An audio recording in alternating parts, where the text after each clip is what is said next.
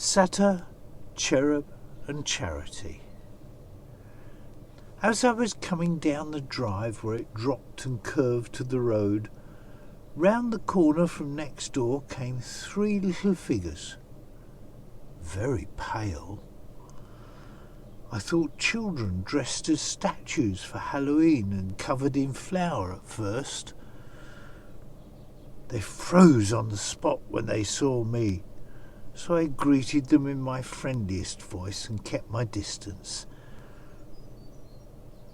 Their costumes seemed very convincing. How had anyone managed the goat's feet on Satyr? And the cherub's wings were proper. No visible plastic or fabric. The girl who stepped forward was a bit more normal, though in her floor-length dress. Except she seemed to float. Not that I saw a gap under her, only when she walked she didn't go up and down the way people do. "You sound kind, sir. We're seeking refuge." Her voice was different. I couldn't tell exactly how. Slightly old-fashioned phrasing, a trace of foreign accent. It was more than that, something in the pitch and timbre, and it made me look more closely. These were not small humans disguised as statues. These were statues acting like humans. I might have been startled or scared, but I wasn't. It didn't seem in any way normal, but it seemed perfectly natural. They were simply who they were. It was like accepting something outrageous in a dream, except that it was real. What could I do? I introduced myself and invited them into the garden to sit down around the table, asking as an afterthought if the chairs would take the weight, and not wishing to be rude, but you do appear to be made in solid stone. They assured me it would be all right today. We don't really have names.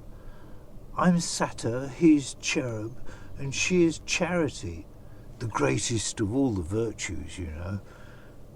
Charity did a fair imitation of modesty and said, "You might not think of virtue and a satyr would get on, but we're brothers and sisters under the skin." I brought refreshments, 4 strawberry milkshakes and a selection of biscuits. There was caution about the idea of eating and drinking with me. I heard the words "old magic" muttered, but having made their minds up to trust me, things got much easier, and they were fair falling over themselves to explain. They delivered the block of marble to Giovanni's workshop on the 31st of October, a year after it was quarried, and he made one of us each year on the same day. He always said he could see us in the block before he started, and it did feel as though we were being let out rather than created. Giovanni was a bit touched. We think his grandmother had a bit of fairy.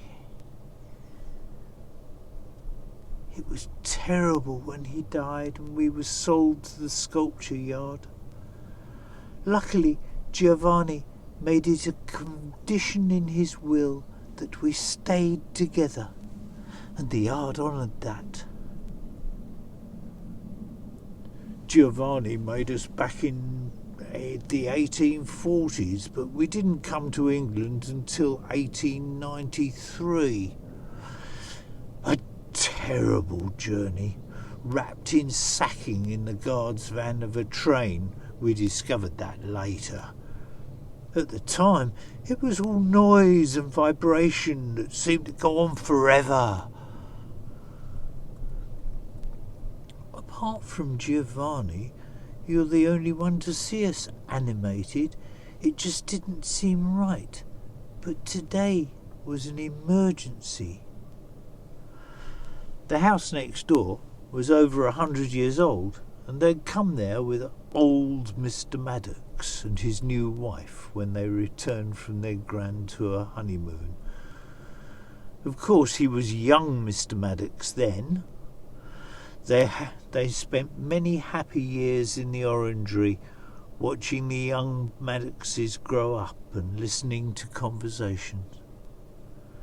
It took a while to learn English, and things had not been nearly so lively since the house was sold in the 1940s. Sitting in orangeries went out of fashion. They're taking the old house down and rebuilding. There'd be no place for us in the new style of things. We didn't know what would happen. We could have been sold separately, or even thrown away. And we only get one day a year to act. Today. All Saints. Halloween. We sat up late, talking, making the most of that one day. I discovered that although there was only one day a year they could move and talk, they still observed. And they saw the world for the other 364. Though a lot of the time they were on their own, apart from a friendly robin who would come into the orangery. And as the satire put it, people never stop talking, but then you can only listen. You realise but when you can only listen, you realise they don't usually say much. I told them they were welcome to stay, but I was a little anxious. I don't want to be accused of theft. If someone notices you're gone and comes round to ask, I can hardly conceal you. Don't worry. We'll be hidden in plain view, said Satyr. He looked bashful for a moment, then asked, "The hat, would you lend it to me?" and indicated my old trilby hanging on the corner of the mirror. He was delighted when I passed it to him. I'm not certain, but I'm pretty sure if I'm wearing it when the change comes, it'll change with me.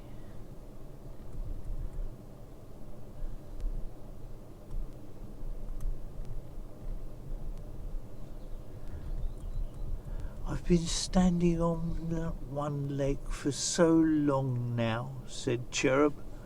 My knee is getting tired. I shall stand feet together, looking down, and with my hands over my private parts. They've been public long enough. Looking down gets tedious too, said Charity. I shall raise my gaze and spread my arms. That seems appropriate. You may hang your umbrella on my wrist if you wish. It would be nice to be useful. And that was how it turned out. The hat did turn to stone on the stroke of midnight, as Satyr had predicted, and I have 3 different statues from the missing ones. I remember that they can still see and hear. I read them my stories aloud, something I've always done, and some of my favourite books, something I've missed since the children left home and Molly died. Once or twice I've read them a newspaper, but I remembered the Satyr's comment about always talking and not saying anything. Sometimes I take them outside, where my robin instantly comes and sits on Charity's hand. I'm sure birds know more than we credit them. But acid rain would do them no good, so they live in the conservatory most of the time. It's good to know I will have a whole day of company and a year's worth of gossip very soon. Thank you. Goodbye.